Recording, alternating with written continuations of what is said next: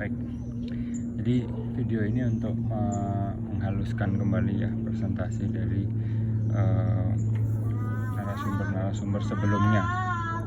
Jadi yang pertama adalah bidang ilmu itu akan punya pasar, ya, akan punya pasar. Pasarnya itu bisa jauh, bisa dekat, ya. Nah, contoh yang jauh itu artinya menjadi perhatian orang-orang sedunia, ya. Itu yang jauh, yang saya maksud dengan jauh. Nah, ini ada anak saya. Nah, jadi misalnya bidang-bidang tentang COVID nih, makalah-makalah tentang COVID misalnya. Sekarang ini siapa yang nggak baca COVID ya? Yang nggak perlu COVID. Kemudian solar flare ya, pancaran energi dari matahari ya, gelombang panas matahari. Itu mungkin menjadi pusat perhatian orang akhir-akhir ini. Kalau Anda misalnya peneliti sosial ya, sekarang meneliti tentang dampak pandemi, atau yang di Amerika Serikat nih ada kerusuhan, itu pembicaraan banyak orang gitu ya. Atau misalnya kalau bidang ibu dan bapak adalah high energy physics ya, itu misalnya yang labnya itu ada di CERN di Swiss, itu pembicaraan banyak orang gitu di situ ya kan?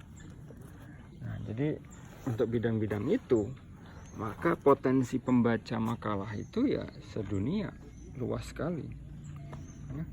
Tapi ada bidang-bidang tertentu yang secara alamiah memang ada di pasarnya adalah di daerah yang terbatas. Contoh misalnya kalau bidang Anda banjir ya, banjir itu yang terjadi di Bandung itu pasti yang baca. Oke, maaf tadi terputus. Jadi kita sudah melihat yang bagian atas ya, yang jangkauannya jauh atau luas. Nah, sekarang bagian bawah itu adalah yang jangkauannya dekat atau relatif lebih kecil, sempit ya.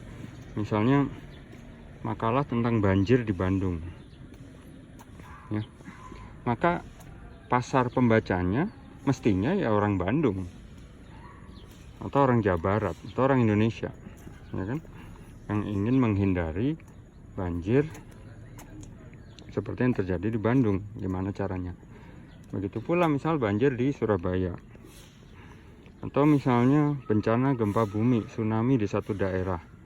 Pasti yang ingin tahu ya orang-orang di daerah situ ya.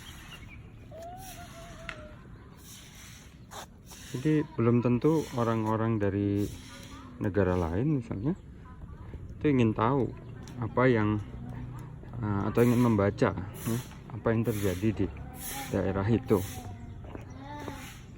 ya. Jadi setiap makalah itu akan punya pasar secara alamiah ya.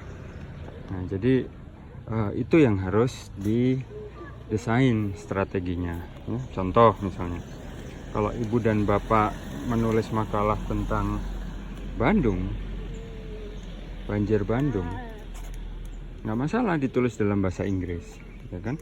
Tapi ibu dan bapak harus sadar bahwa yang membaca pertama kali bisa jadi bukan orang London ya, yang membaca bukan orang asing yang pertama kali membaca ya.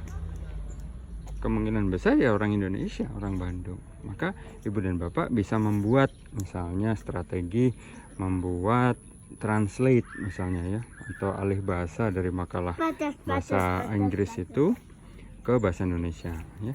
Mungkin tidak perlu makalah lengkapnya ditranslate, misalnya dibuatkan slide PowerPoint misalnya dalam bahasa Indonesia. Nah, kemudian dijelaskan misalnya di YouTube begitu ya, ibu dan bapak vlogging untuk menjelaskan PowerPoint itu gitu ya. Jangan lupa sertakan tautan makalah aslinya yang dalam bahasa Inggris itu begitu. Nah, sebaliknya misalnya ibu dan bapak meneliti tentang COVID misalnya ya, maka kalau ingin terbit di jurnal internasional ya mau nggak mau bahasa Inggris kan. Jadi ada sedikit diskriminasi di situ ya, walaupun sedikit tapi itu diskriminasi. Jadi kalau ingin internasional harus bahasa Inggris. padahal mestinya tidak perlu. Jadi ibu dan bapak menulis makalah COVID dalam bahasa Inggris. Nah, sekarang bagaimana cara menyebarkannya juga? Nah, tadi sudah pernah saya sampaikan bahwa kalau peneliti di luar negeri, kebanyakan medsosnya Twitter. Maka bikin akun Twitter.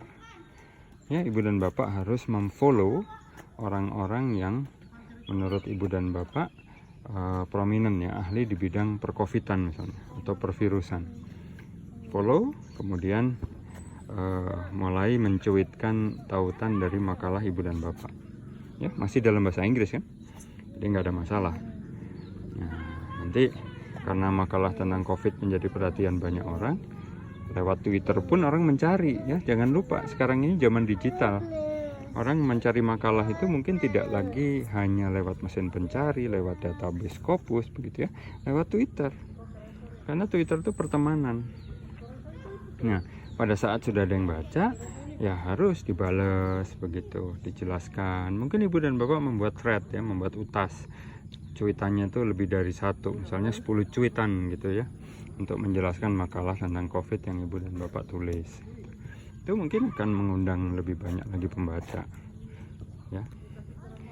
Nah, tapi jangan lupa juga, walaupun punya target internasional, menjadi pembicaraan seluruh dunia, bidang ibu dan bapak itu juga pasti punya nilai untuk masyarakat Indonesia sendiri ya.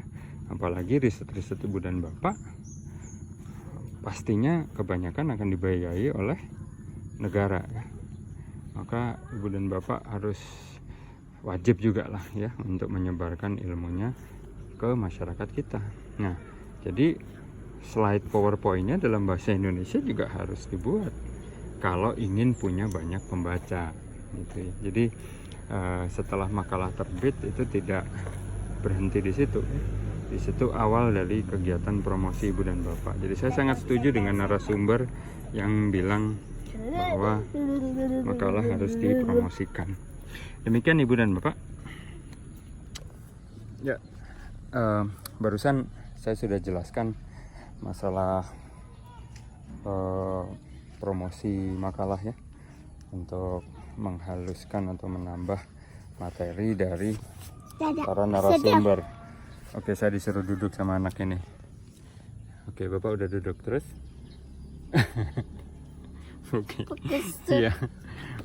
Nah, jadi kurang lebih seperti itu pendapat saya, yang menurut saya ada perlu dicoba ya, perlu dicoba.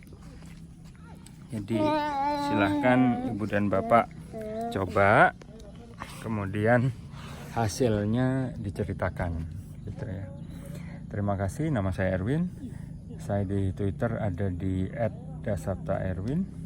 Saya tertarik dengan eksperimen yang seperti ini ya, eksperimen sosial seperti ini, walaupun bidang saya geologi dengan spesifikasi hidrogeologi. Selamat sore, assalamualaikum warahmatullahi wabarakatuh.